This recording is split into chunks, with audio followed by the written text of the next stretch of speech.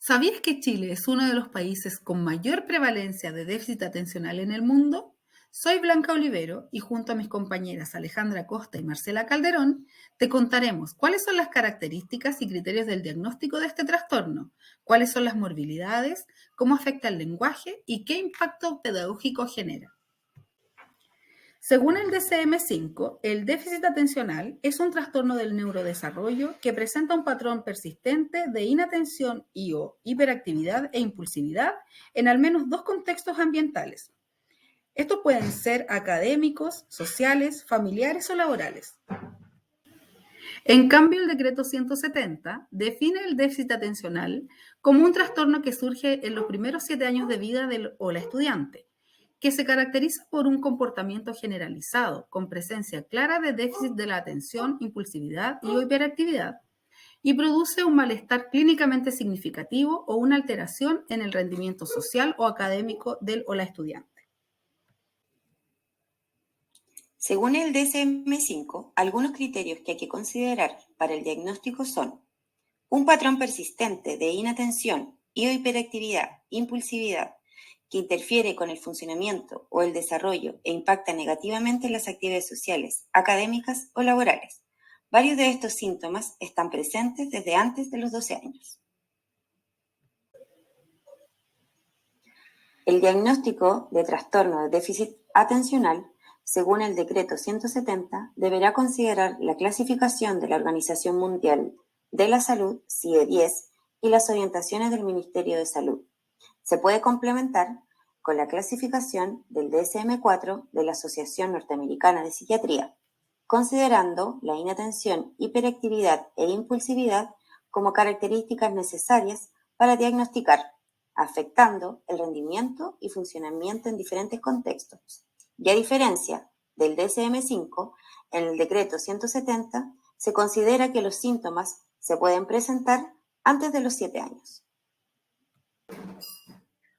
Uno de los principales criterios de diagnóstico del TDAH es un patrón de inatención que se da tanto en el DSM-5 como en el decreto 170. Las principales características de este son que el individuo parece que no escucha lo que se le dice, presenta dificultad por organizar sus tareas, olvida constantemente las actividades cotidianas que tiene que hacer. Por otra parte, muestra poco entusiasmo al iniciar una tarea, pierde constantemente las cosas para realizar sus actividades y de una u otra forma pierde la concentración muy rápidamente.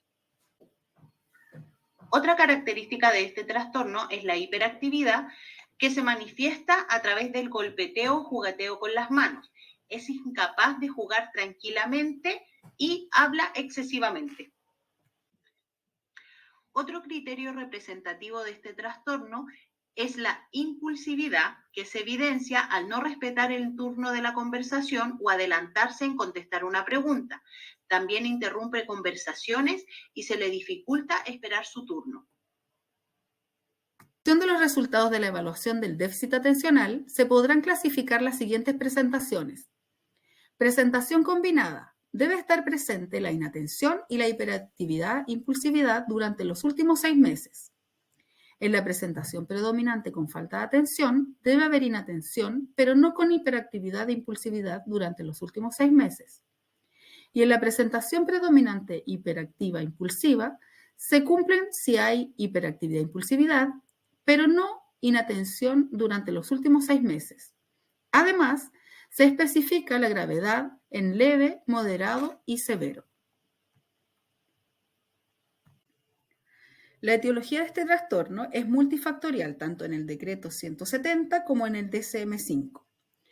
En el DSM-5 se consideran factores genéticos, no genéticos, peri y postnatales, factores nutricionales, neuroanatómicos, factores familiares y psicosociales.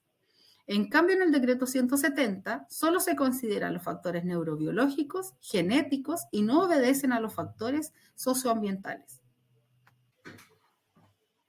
Las comorbilidades asociadas a este trastorno son, según el DSM-5 y el decreto 170.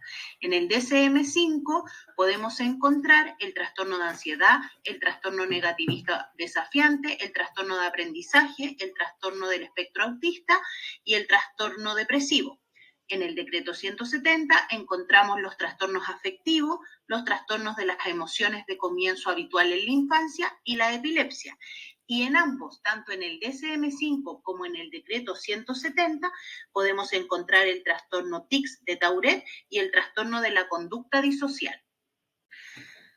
Cuando una persona presenta este trastorno, el lenguaje se ve afectado en las siguientes funciones: escasos recursos lingüísticos, altera el orden lógico de la oración y producen un discurso confuso, cometen varias veces el mismo error, son reticentes a mejorar su forma de expresión, suelen cometer errores fonológicos de reemplazo, sustitución y de inversión, muestran un trastorno de la organización secuencial y temporal de los fonemas, regulan mal la intensidad y la velocidad del discurso, el registro del tono de voz suele ser elevado en sus conversaciones.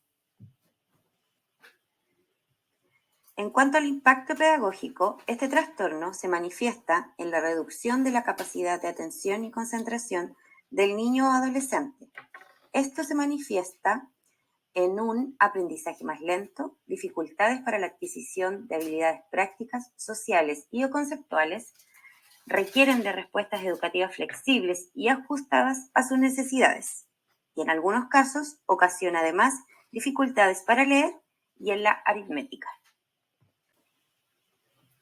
Finalmente, el decreto 170 considera que en el proceso de detección, derivación y evaluación hay que tener en cuenta las estrategias, monitoreo, el apoyo personalizado, la evaluación sistemática y la incorporación de los apoderados. Muchas gracias por su atención.